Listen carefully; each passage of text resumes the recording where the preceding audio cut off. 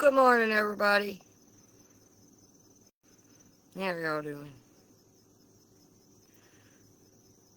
I'm sitting on my bench right now. I'm sitting on another step because I got sun happens to be directly behind me. I was sitting on my bench. It was all in my face so I can see.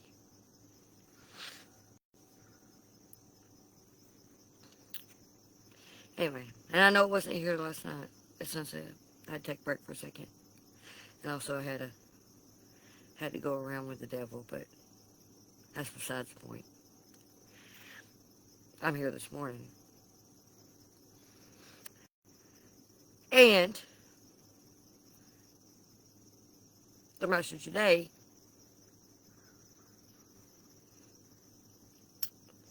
is on setting boundaries.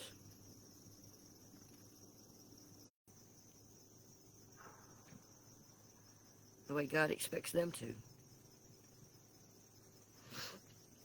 It's not being selfish to set boundaries.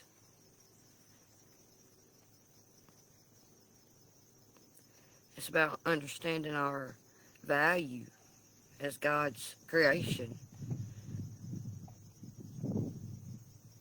And it's a healthy approach to our responsibilities and expecting other people to have a healthy approach to their own.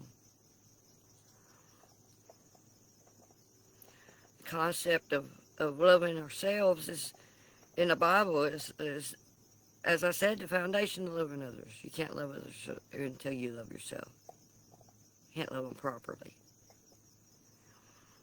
Jesus himself established this connection in the second great commandment. Love your neighbor while we can confidently do it without being arrogant in our love for ourselves. It's a humble, humility type love that we have for ourselves. Because he first loved us. We love him and ourselves.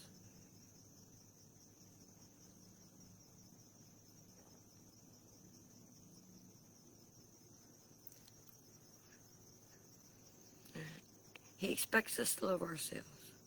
We're created in his image. Genesis 1:27, so God created mankind in his own image. In the image of God, he created them. We don't love ourselves, we're not loving the image of God that we were created in. Therefore, we're not loving him.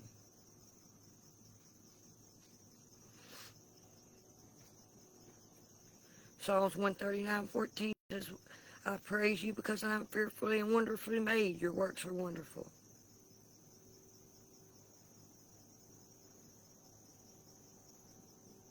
We're his masterpiece. We're his wonderful creation. We should love everything he created, even ourselves.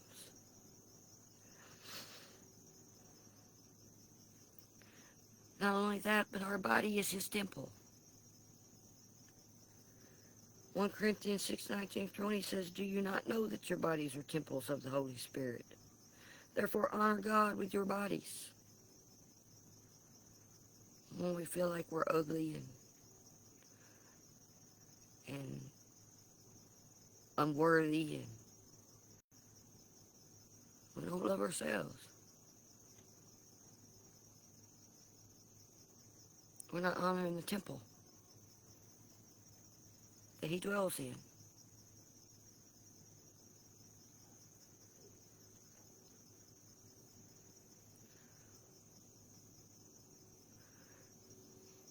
This goes to one of the most profound examples that Paul alluded to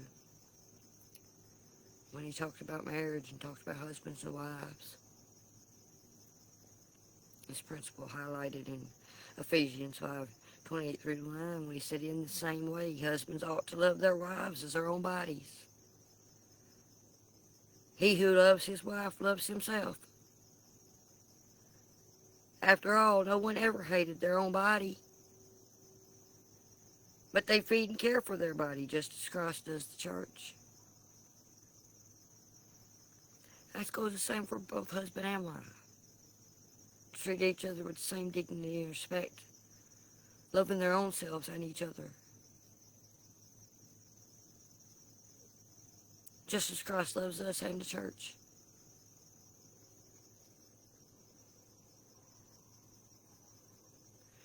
But when we don't love ourselves,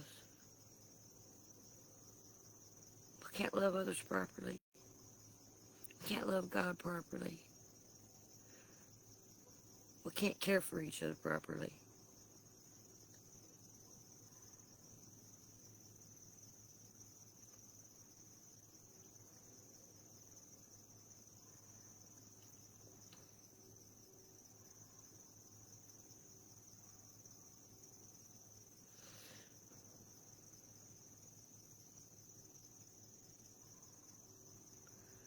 That passage connected to, Genesis 2:24, where the husband and wife are supposed to be one flesh in marriage. Therefore, what a husband and wife do to each other, they're they're doing to their own selves. They mistreat each other. They're mistreating themselves, and thereby mistreating Christ, because Christ is the head.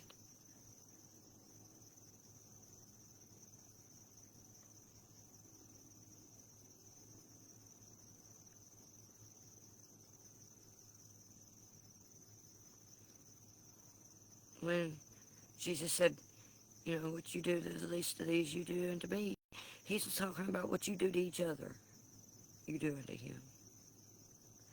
He tells that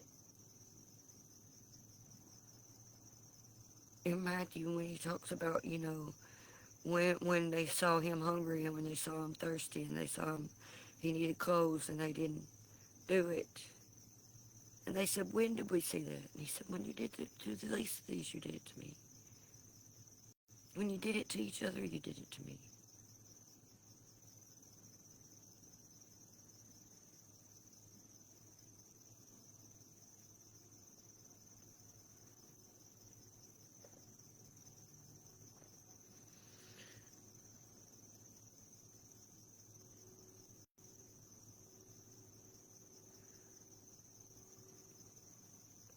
So, this type of love is not selfish love. It's not a love born out of selfishness. It's love born out of self.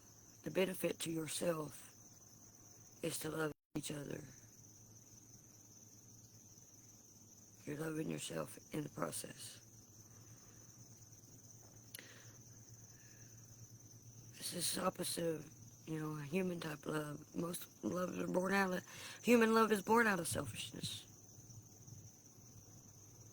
It is selfish.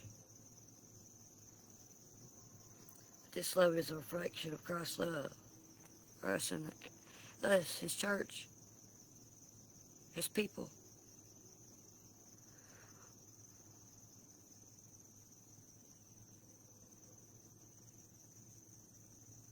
Christ loves and cares for us because we're an extension of himself. That's the way we are to treat each other.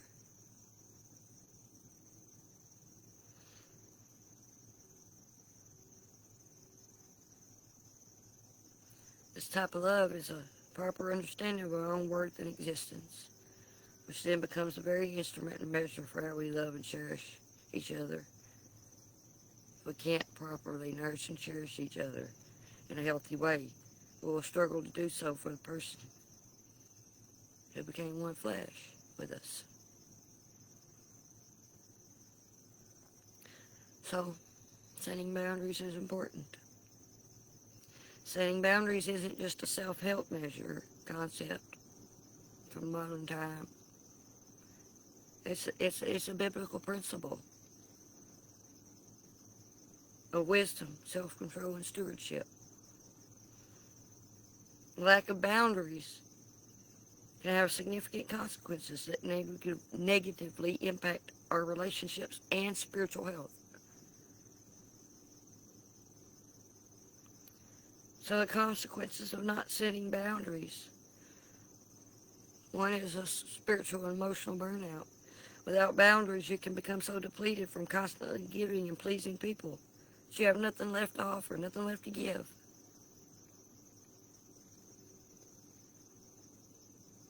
This can lead to resentment, bitterness, and neglect of our own relationship with God. When our hearts become bitter and resentful, it cuts us off from our relationship with the Lord. His Holy Spirit cannot dwell within the heart that harbors resentment and bitterness. It's not pure.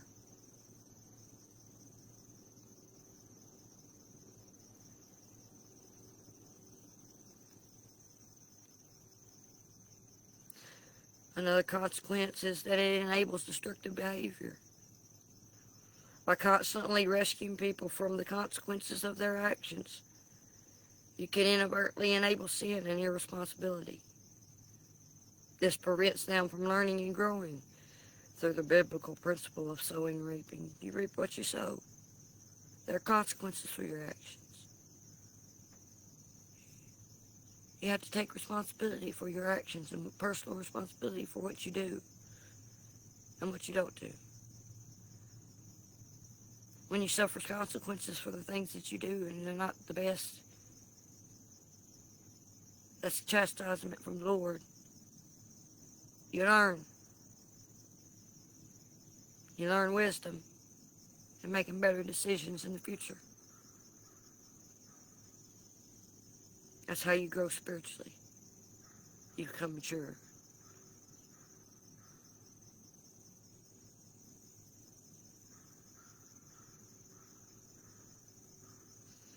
Failing to set boundaries also dishonors your body. When you don't set limits, you can overextend yourself, leading to chronic stress, illness, and a failure to be a good steward of the body God has given you. You make yourself sick when you don't set boundaries. We're not Superman. We're not superhuman. Our bodies have limits.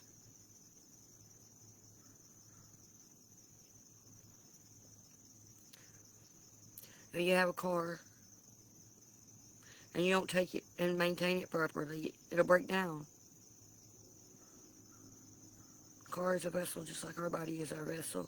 If we don't maintain it properly and take care of it, it's going to break down. We put too much on it.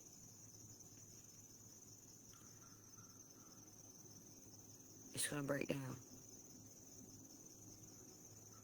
Boundaries are necessary to prevent that from happening.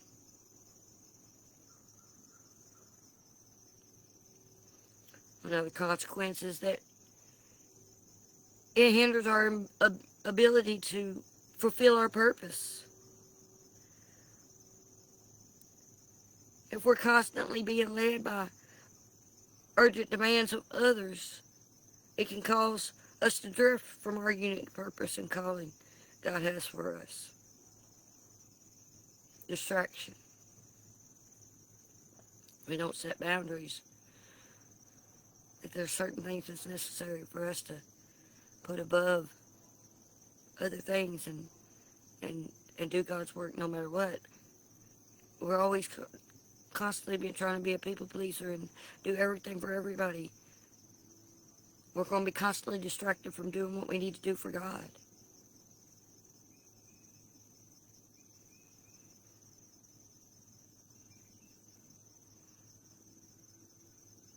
We can't let that happen. And if other people love us, they wouldn't want that to happen. That's why it's so important for them to respect your boundaries that you set, to show their love for you and their love for God, that they want you to fulfill the purpose that God has for you.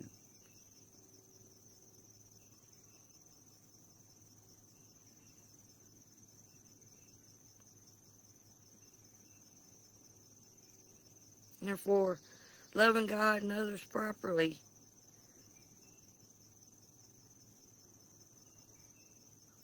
is ultimately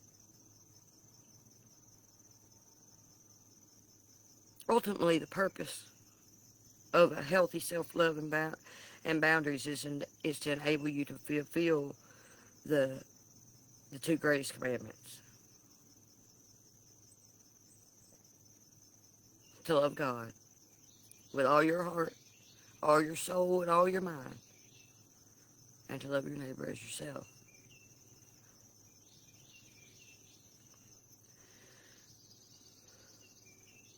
When we understand our value as a child of God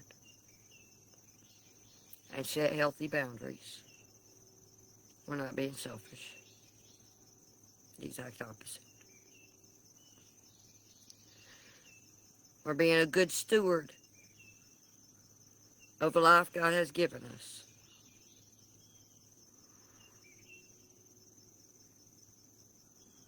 And protecting our ability to serve Him and others from a place of health and fullness and wholeness, not depletion and resentment. Setting boundaries and loving ourselves helps us have some joy in our hearts to fulfill our purpose and to do for others.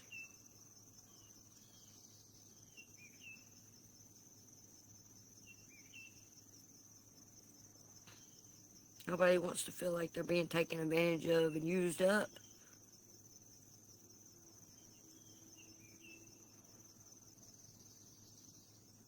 All of us deserve to show each other respect and dignity and value each other, as God expects us to. That's the way He does.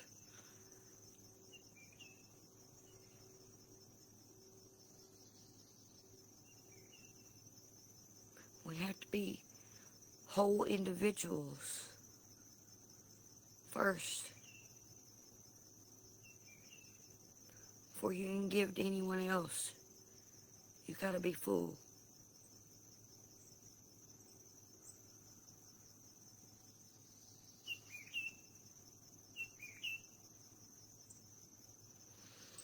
Boundaries are a necessary tool for good stewardship. It helps us to guard our heart. And it's a way of protecting our capacity to live effectively without becoming bitter, burned out, or enabling.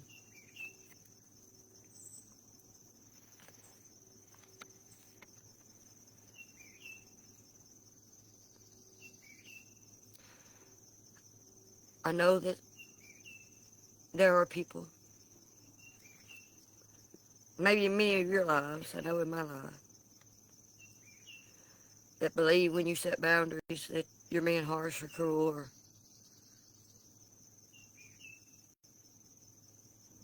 especially, people have issues or problems, and they start to think that, setting boundaries is unloving or not right or whatever.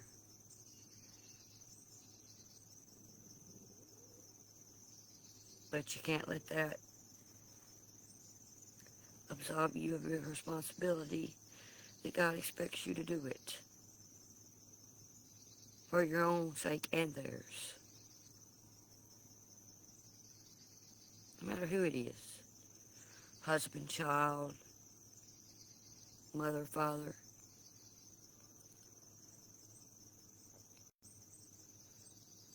It's not unloving. It's the most loving and unselfish thing you can do. God does it to us. He expects us to do the same if we're going to be a reflection of His character. If we're going to be His image in this world.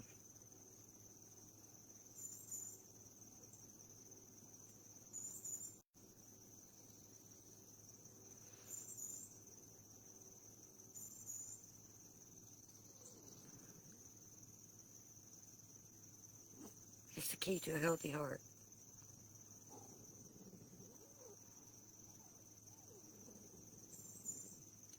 And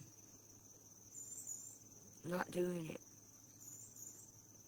doesn't save anybody. It helps them continue on that path of destruction.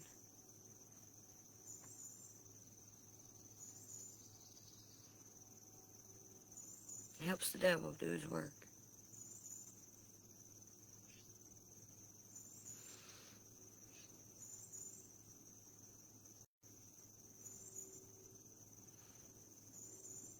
I love y'all. I'll see y'all later.